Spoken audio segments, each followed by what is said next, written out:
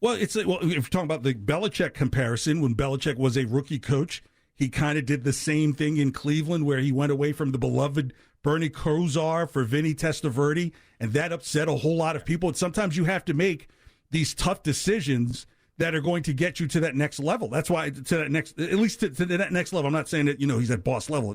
So no, when you talk about right, but so with the Judon situation, I thought that was probably the real first tough decision that he had to make that had nothing to do with what was going on in terms of weeks 1 through 17. And I think that's, hey, am I going to keep a guy here who is now openly unhappy, roaming the hallways, not getting what he wants? Or do I make that move, or an assistant make that move with Elliot Wolf to remove that person from here and then really have control of the team? Because if you say who's the leader of the locker room going into the season and there were no problems, who would you have said?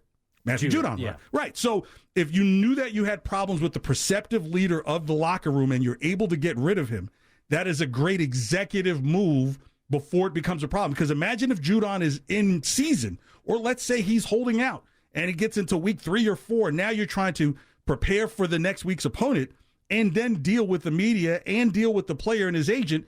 So those things are off the table. Those could have been real things. Imagine if Judon went into the season still with no deal and then decided that he was just going to hold out. How much more of that would have a distraction that would be for a rookie head coach? Yeah, and I think the Judon situation is a good example, kind of going along with this quarterback situation stuff, where I think they got a really good result, right? You didn't have to pay him. You got a third-round pick, and you got rid of a guy who, by the end, probably was sick of being here unless you had overpaid him, right?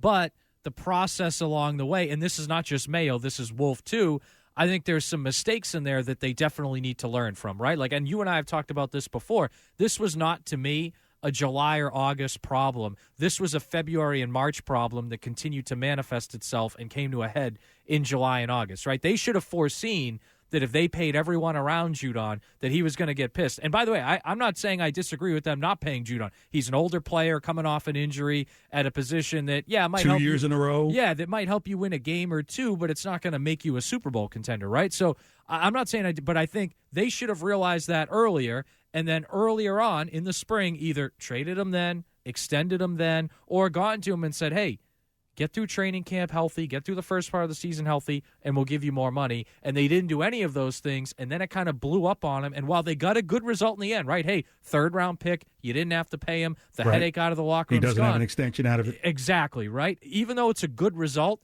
I think you got to keep an eye on the process, and there's some mistakes there because this is not going to be the first time a player is upset about their contract, and they got to be able to handle it a little bit better along the way.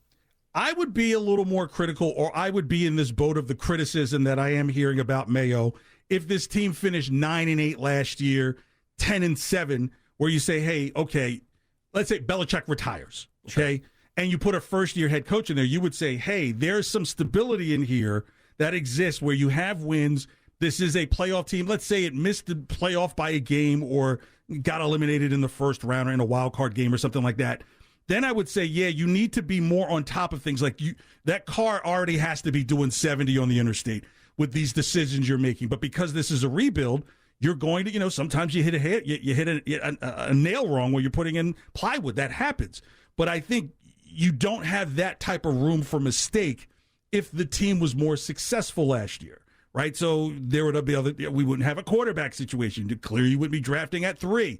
You may have some other thing. You might still have an offensive line problem, but you would figure that, okay, this is just a player or two and good mental acumen from the coach away from getting this team closer to an AFC championship game. That's where I would join in that. Because it's a rebuild, like, why are all guns pointed at Jerod Mayo? I don't mean to say that figuratively, considering everything's going on. But just, why just all these just arrows and darts towards the guy, and he hasn't even coached a single game? I'm trying to figure it out. Is it because he's from Virginia? What?